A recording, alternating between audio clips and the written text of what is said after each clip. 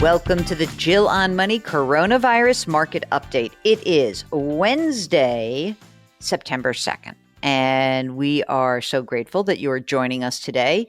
And we are also grateful that you send us questions, and you should continue to do so because here we are coming into the last 4 months of the year, and I'm sure you're going to need to make a lot of financial decisions for you and your family. So why not send us an email and maybe we can help you out along the way?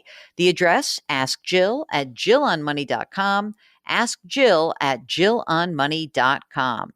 Jason writes, I've been paying on time for 13 years for an FHA loan at 6% interest. Would it make sense to refinance with the rates the way they are? I don't want to go back to another 30-year loan at a lower rate because my interest to principal curve is evening out. Can I and should I refinance to a shorter loan, say, knocking off 7 years at a lower interest rates? I'm finding out that no one is offering me to refinance down to a 10. They seem to only offer 15s. I don't think it's worth it for me to knock off 2 years. I want to knock off 7 years and refinance to a 10-year at a lower rate. Okay, why can't I find anyone to because I think FHA loans are different. That's why. He basically says, I wish I refinanced a long time ago. You know, the problem is that there isn't a lot you can do if they're not going to write the loan. They want a longer term, I guess. I'm not sure.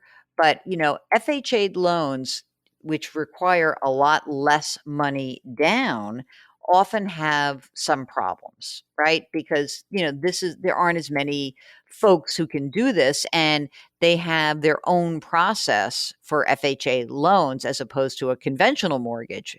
So the only way that you can do this is to be able to try to look at your whole situation and see if you can make a longer term work for you and then compare the costs. But that's it. You really have to look at the cost involved and how soon it will allow you to recoup your money. You don't say a lot more about what else is going on in your financial life, which I'd like to know. Maybe you should go to a conventional loan. Okay. Tyler writes, thanks for taking my 2-year-old and 7-month-old on very long walks to entertain them during this quarantine. I needed to find new podcasts, and luckily I found your show 3 weeks ago, and I love it. Yeah, Tyler. Sweet. Okay. Tyler writes, I'm very fortunate to have $5,000 to max out my and my wife's Roth IRA for the year. Our jobs are secure, we have no debt, and a healthy emergency fund. But a few weeks ago, I had a bad customer service experience with our financial advisor, where our account was handed off to an associate. The initial message and bumbling explanation apology made me feel like a number. I trust the organization, but I've had second thoughts since this episode. Should I transition to a robo like Vanguard or stick it out with a current firm? If I switch, how do I go about doing that? Thanks for all you do, Tyler. Well, Tyler, I love the robos. And I love Vanguard. I think that switching, all it really means is transferring an IRA in your name, transferring an IRA to your wife's name, and then you could just rock and roll, do it. I don't see there's a big downside, and it's probably a fraction of the cost. So Vanguard Digital Advisor is a straight up robo. It's very cheap. If you want some advice with it, there's the Vanguard Personal Service Advisor, though there is a minimum. You can also check out our friends over at Betterment. You can check out Schwab. But these are very easy things to do. I just noticed that you said $5,000 to max out. Do you mean 6,000 or do you mean you have another 5,000 to do it? I'm not sure what you mean. But anyway, it's $6,000 that you can put into the plan and rock and roll. Drop the costs. And you know what? Life's too short to have like niggling feelings about this. So I'd say move along. Okay. This is from Anonymous. She has so many people like her with that same name, Anonymous. Desperate for advice is the subject. I'm wondering if what I'm doing with my student loan obligation makes the most sense in my situation. I'm nearly 57 years old. I have I can barely say these words, Mark. I have approximately $210,000 in student loan debt for me and my children. I was a late bloomer. I didn't graduate till I turned 50. I'm 6.5 years into a 25-year income-driven repayment plan. The rate 7.25% to 7.5%. I chose this plan because of the affordable payments, Potential forgiveness option should I not have paid it off in 25 years. I'm married. Together we make a modest living. I'm self-employed. I worry about my work stability. I considered refinancing to a lower interest rate on the loans, but I'm not sure if my monthly payment and terms would be as forgiving. It is unlikely that I would even qualify for a private loan with my outstanding balance. If my calculations are correct, I think I'd have about $80,000 in loan forgiveness balance under my current repayment plan after making payments over 25 years. I would then be required to pay taxes on the $80,000 that would be forgiven. What's that going to look like in 18 and a half years when I'm 75 years old? Would I be required to pay it all at once? Can I do payments? Would my estate be required to pay it on my death? I have equity in my home, cash and savings, and a retirement account. I am fearful to use any should I get sick or my business falls short and I don't have a great deal of time before I retire. I think I'll be able to manage payments in retirement, just not sure about the taxes due upon any forgiven balance. What do you suggest in my situation?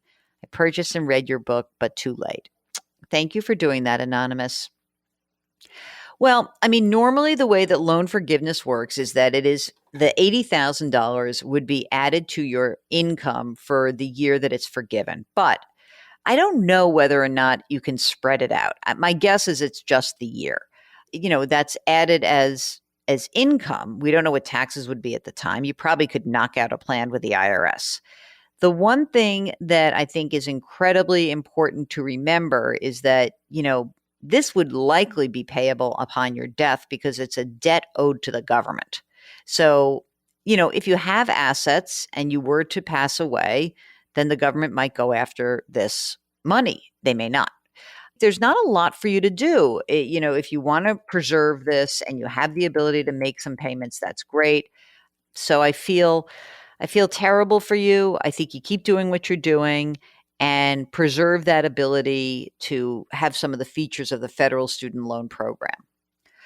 Okay, Jill writes, thank you so much for continuing to enlighten and encourage us with your podcast. I've heard others talking about transferring their IRAs to a Roth IRA, not transferring, converting, okay? I'm wondering if I should do the same. I don't know the difference. Okay, so my income is all retirement and Social Security. Is there benefit to me shifting to a Roth? I feel embarrassed about asking the question, but since I do pay income tax on my retirement income, can I contribute to my IRA? The answer is no, you can't. You need earned income. Should you convert from an IRA to a Roth? I probably need a little bit more information. The benefit of converting is that if you're in a low tax bracket, you can start to pay the tax due on the account throughout your retirement. On the other hand, you're probably going to just pull money out of this anyway. If you send me more of your numbers, the exact numbers associated with this, I think I could give you some better advice, like how much money you have in the IRA and your current level of income. Then we can make a better decision. Okay, this is from CL. Request for a quick reply. Married, we're 67. Our income is approximately $110,000, potentially uncertain employment. $1.8 million in total savings. $500,000 of that is qualified funds, retirement funds. 95% of everything is in CDs and money markets. Saving from annual income, 20 grand a year. No debt, no mortgage. Intend to end all employment by 70 and will collect Social Security then. We're exceptionally conservative, fearful of almost any loss of principal, given our age and inability to make up lost time. We've run various retirement calculators. Looks like they're pretty good. So CL says, I know I should have more in equities, and possibly after the next big dip in the market, we might consider putting 30% back into a low-cost major index fund. Tell me when that next dip will be, of course, and then I'll do it.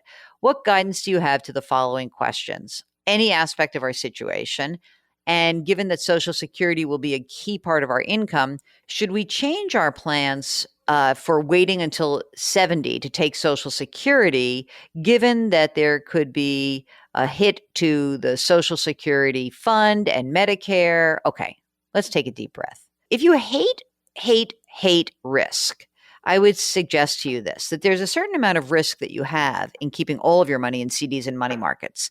So if you think you might want to drop your toe in the equities markets, in the stock markets, I wouldn't go 30%. I would go maybe 20%.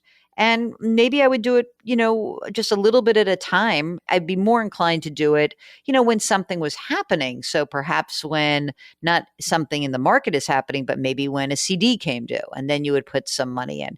But only go back up to 20%. The reason why you want 20% is that, if we do get future inflation, there's no inflation right now, it is good to have some equities as a protection against that. It'll just act a little differently.